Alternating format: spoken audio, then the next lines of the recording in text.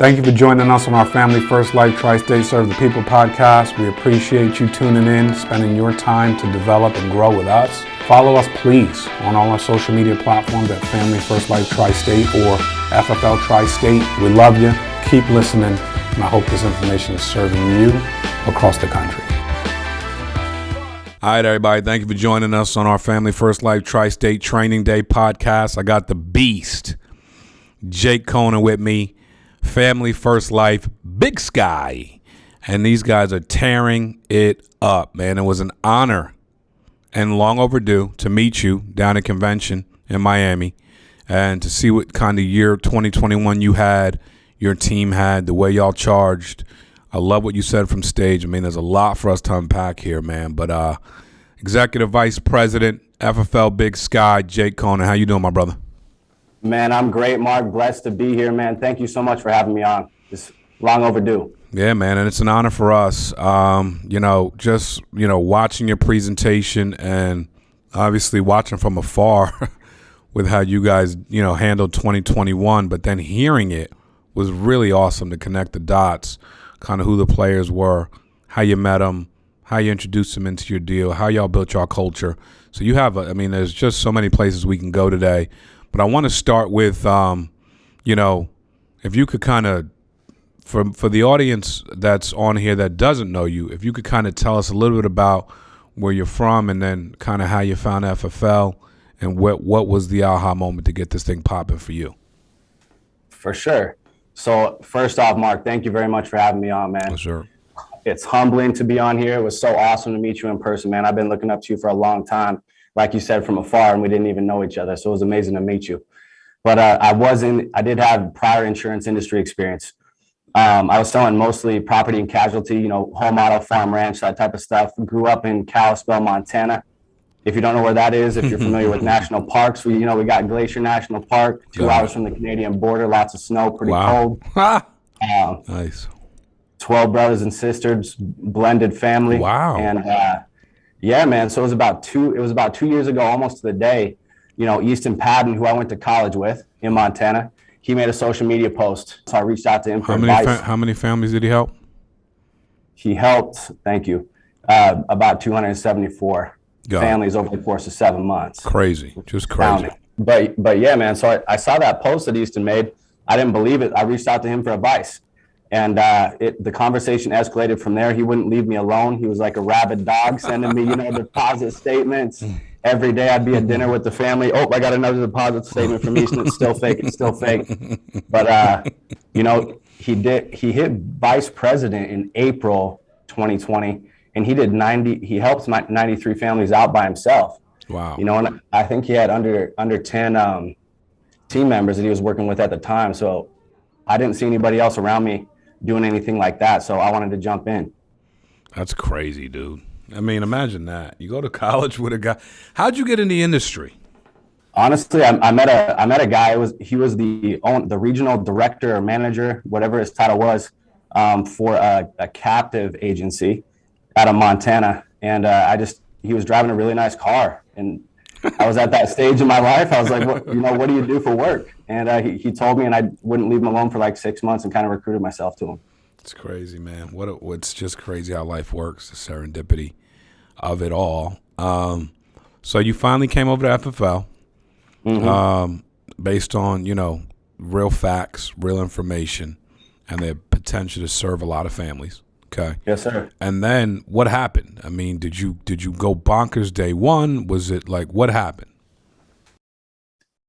I mean, from the outside looking in, it might be that way, but I did have prior experience. I was paying a lot of money for a coach, but I was going through struggles just like everybody else was. Man, I fought the phones like an animal. I don't know what it was. I had some mental block where I just didn't want to call people 3 times in a row. I don't know what the deal was, but that's where Easton was. You were raised too respectfully. Yes. So had to get past that, man. But I couldn't have been with 2 better guys, Easton and Zach, to kind of blaze the trail, no doubt, and get me over myself. That's awesome, and that you did, my friend. That's to say the least. What did you end up, how many families did you end up serving? First off, when did you come over? What month? June 2020. June 2020. So you got your feet wet 2020. In 2021, you were locked in, loaded, and ready to have the kind of year you had, correct? Yes, sir. How many families did you serve in 2021 by yourself? 1,178. 1,000 plus families. That's nutty. I mean, that's 20 plus. That's almost 25 families a week. Like, I said it and I couldn't. That's boss. But I mean, look, it shows how big your heart is and how much you want to help people. I mean, like at the end of the day, you're all over it. And obviously, no woman or man was left behind by you. I mean, they filled out something for life insurance. They obviously had a big need, and you felt the obligation to fill that need. So kudos to you. And then, but when did you start building a team? So I was fake building a team, November 2020, making it look like I was building a team to appease everybody around me, but I did not want to do that whatsoever. Seriously started trying to build it, I'd say February last year. Got it. So you went, which city did you attend convention in 2021? Kansas City. Kansas City. Yes, sir. How many people did you bring to that event? Ooh, I think if I'm being generous with myself, I would say 10, but I think realistically it was less than that. Wow. So, and Andy actually brought most of them, not me. Got it. So, wow. What a difference a year makes, huh? Yes. How many people attended the 2022 convention with you and Big Sky? We had over 100 there. I mean, just a year later, just instilling, inspiring, leading from the front, and saving and serving families, saving agents, serving families. Great work. Let's talk about this convention. Let's talk about what we just experienced down in Miami with that electricity and the head count and all the great speakers. What were some of your big takeaways from our signature event? Number one, everybody talked about serving, in some way, shape, or form. That's just astounding to see, man. I still can't believe this business model. The more you put others before yourself, the better it is for them first and then you second, but it's way better for you if you have it in that order. It just drove home that fact even harder. I mean, you talked about, sowing seeds, which was amazing. That thing pumped me up. I was pounding my chest and flexing in the third row in the back. Third row in the back. I was ready to go play a football game. That's what's up, man. But I mean, faith can't have a big ego in a big business. I mean, that just kind of ties into the servitude narrative, that kind of lived throughout those 3 days and hard work. No doubt, man. I mean, what did it feel like for you presenting from stage? Was that your first time on stage? That was definitely my first time in front of that many people, 100%. No doubt. What did that feel like for you, delivering your story? I was very close to the front. I felt the energy, man. I resonated with the message. I loved your transparency and, how you're looking to, I just want to hear about it because maybe there were some people that weren't there or maybe some people need to relive it, but I want to relive it through your eyes. I got you. So, dude, it was very humbling. It was super humbling. I mean, just to be in front of that many people giving back. I mean, a year ago where my mind was, there's no way I would have been up doing that. And especially talking about what I was talking about. It was emotional too. I was getting pumped up. A year seems like a really long time, man, but a lot can change in a year. It's just insane. It was cool to get up there and just be honest. Yeah. No, not have to sugarcoat anything. And it was really cool, man. The team got pumped up. I felt like, I was butt naked up there emotionally in front of everybody, man, just being vulnerable, which Right. was, I mean, it was just cool, man. It was awesome. Was that a challenge for you? Was that something that you would have? Obviously, you saying it was awesome, so you grew from it and you enjoyed it. But is that Yes. is that your style? Would you have done that naturally? Like talked about what I did or just get up and The vulnerability. No, nope. There's no way, man. I mean, like I said, a lot changes in a year. Right. I probably would have a year ago at this time. I probably would have got up there and talked about everything I was doing that was working. Just just made it more so about me. But Yeah. it wasn't at all. Yeah, I definitely saw you reach into the hearts of people. And you inspired the living crap out of your group. If I was in your group, I'd have been fired up out of my mind. So I would have been. I think just you definitely connected and resonated.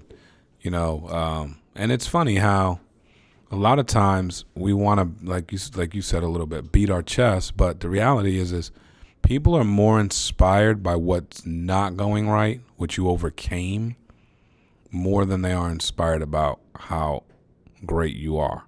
Because, I mean, you helped over 1,100 families last year. So if anyone doesn't think that you're doing great things, they don't, they ain't keeping score. But, but for you to go out there and then inspire, thousands of people based on what you had to overcome, that was pretty awesome, And for our audience's ears, can you talk a little bit about some of the things you had to overcome? Yeah, of course. I mean, my prior experience in the industry was, it was very open. Give you a hug, bring you in with a kiss on the cheek. But then when you needed help, all those promises you found out they were false.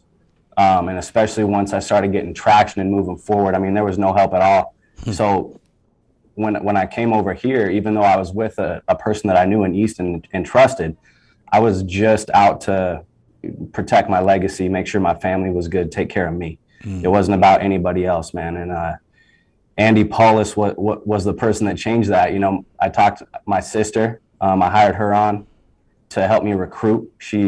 I brought her on to help me recruit, and she hired the guy that was Andy's friend that brought him on. I love this story. And but yeah, man. Now the way you told it was you hired her as your recruiter just to kind of shut everyone up because they're seeing your talent level, they're seeing what you're potentially capable of, and they're asked to build a team, right? And then you hire her to kind of just get everyone to kind of back off. But you didn't think she was going to have the result that she had. Was that right?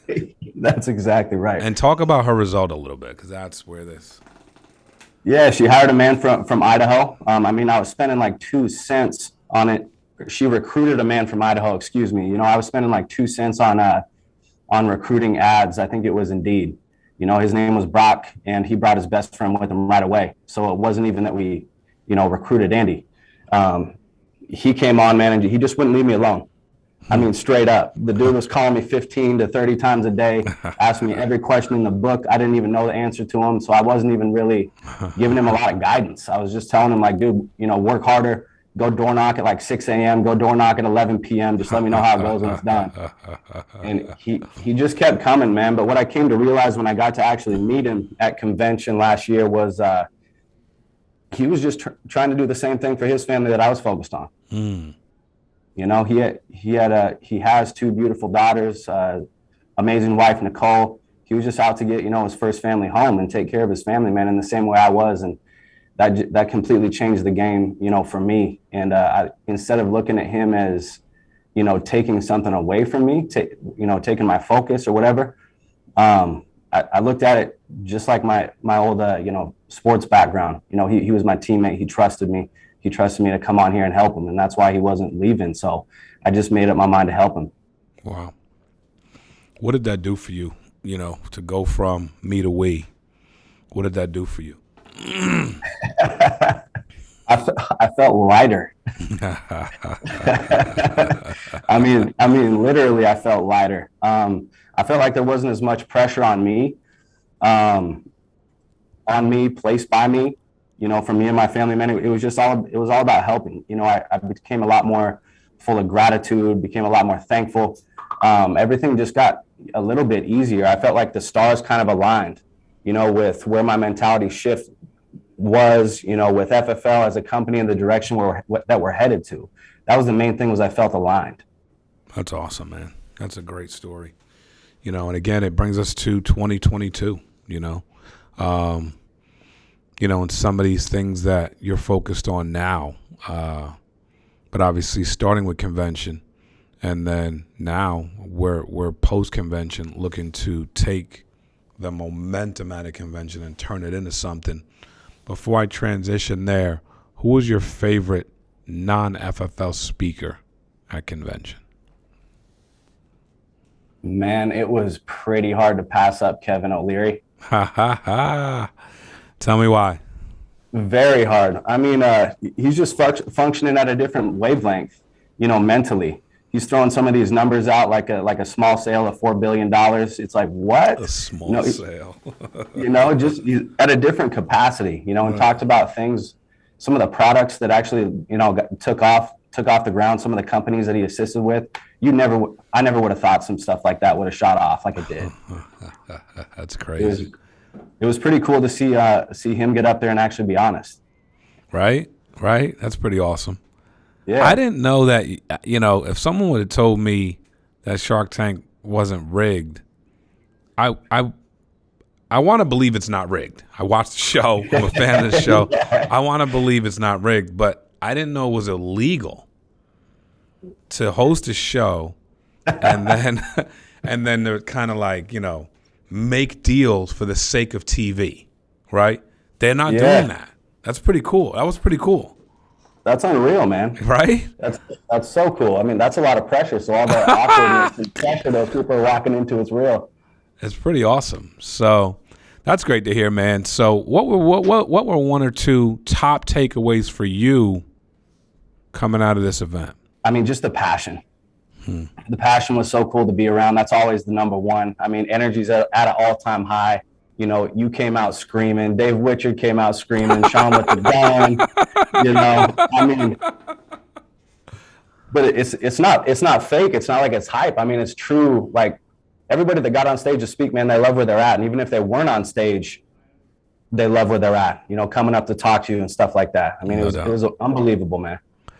Yeah, that's awesome. That's awesome. And as you now look at 2022, fresh out of convention, your team leaders, your managers, the men and women that you get to go to battle with every day, what are some things that you guys have been laying down to see the true fruit of an event like this? Going into the event, I started with myself first. What do I need to add into my resume? What ingredient do I need to add into my recipe to increase the spice a little bit, make it a little bit better, a little bit sweeter. Mm-hmm. But then also trying to figure out, what were my strengths and grab a couple of tools to help maximize those. And so that's kind of what those were really my only instructions with everybody going into it, was just, don't be there just to be there, and just listen with intent, to make yourself better. Because you can't not get better if you're looking for it, especially at a place like that. Right. It's crazy. So now that you guys are ready to rip, how are you stacking this thing? What are some of the things you're doing from a recruiting standpoint to help put agents in a better position? What are some things that you and your managers are looking to do to help build the current people on your team? What are some practical steps that someone could take to try to build their business to an EVP level? Surround yourself by people that are better than you, or just people that have the same vision. So that's really the main direction that we're going on the business building and recruiting avenue, is just increasing promotional efforts. Because we know the song that we need to sing. To bring the people in that are going to work best with us in the direction that we're going, and the people that we work best with as well in return. So just driving that home with promoting, marketing the people that we want to bring in. That's strong. And I mean, just doing that every single day. I mean, there's no secret to it. Huh. Like if you want big biceps, guess what? You're going to the gym and you're doing curls every single day. You want a big business. I mean, you got to put yourself aside and go out there and help other families that, save other agents every single day. No doubt. Very factual, my friend. When you look at your personal production year for 2022, I mean, I bet you can top 2021. Hard to do, but I'm sure you can do it. What's your goal for how many families you're going to serve in 2022? So it's all about building a business this year for me. So however many families I need to help to make sure that the funds are up so I can always be a yes man in business, yes to this new recruiting venture, yes to this new technology. That's where it's going to be. But all my goals are about the business, and saving agents, and then maximizing the agents' virtues that are their strengths that are currently with me right now. So what does that clock look like then? Because that makes sense. I mean, you had a massive year. Your team is on the grow. You're headed towards helping 1,000, 1,100 families a month as a company. What does that schedule now look like? I know what last year's schedule looked like. It was balls to the walls, meet with as many families as humanly possible every single week. What is with the new goal this year of strictly building a business and helping the amount of families you need to help per week, which basically says, hey, look, what do I need to do to kind of make sure, I can say yes when something new comes down the path for me. And after that, it's all about this business. Or before that and after that, it's all about building a business. Talk to us a little bit about some of those technical changes that are going to take place. Got it. So from a running standpoint, in 2021, the most families that I helped were on 2 days of the week, Saturday and Sunday. So making sure I'm in the field on those days, serving the people, and then the other 5 days of the week, it's just structuring interviews. We have 4 recruiters that are scraping social media, every social media marketing, every social media avenue that we have access to. They're all on there, posting, promoting, duplicating, recalibrating the content that's already out there, just getting it out there and just driving traffic to us and a brand, and connecting me with as many people that are genuinely interested in changing their life, on a daily basis, whether that be, I got to wake up at 6 o'clock, and go to sleep at, 11 o'clock at night. I mean, whatever it takes, man, whatever it takes. I love it. I love your attitude, man. So Saturday and Sunday in the field, Monday through Friday, building a business. Yes, sir. What a commitment. So what does that look like dial schedule wise for you?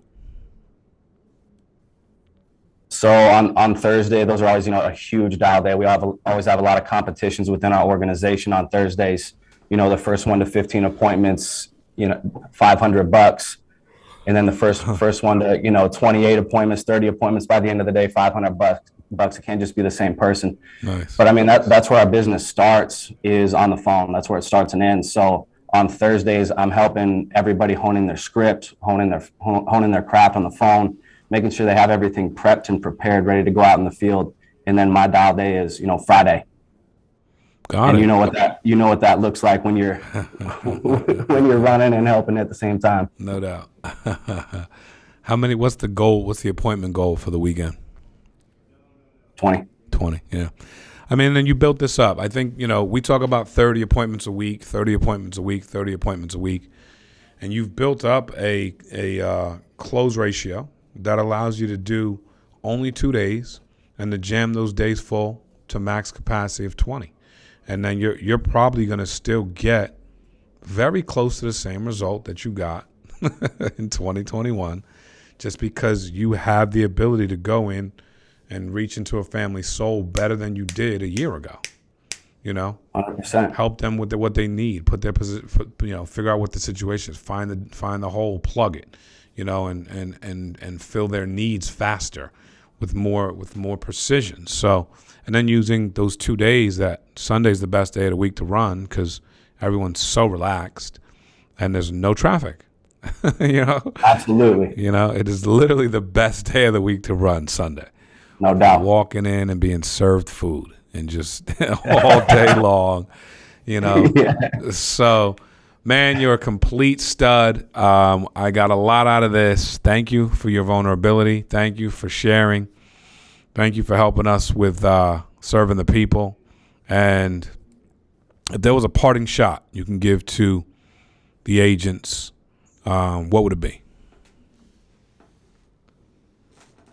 Expect to win, man. Expect to win. Don't come over here, what if this happens in a negative way? Come over here and expect to win. Expect to win, baby. Very easy. Just put it in your mind that you're going to win. You're a winner already. Thank you so much, Jake. Appreciate all you do. Keep serving. You're doing so much for the company. We appreciate you. And thanks, everybody, for tuning in. Let's make it happen. Big week. Thank you, Mark. Thanks, brother.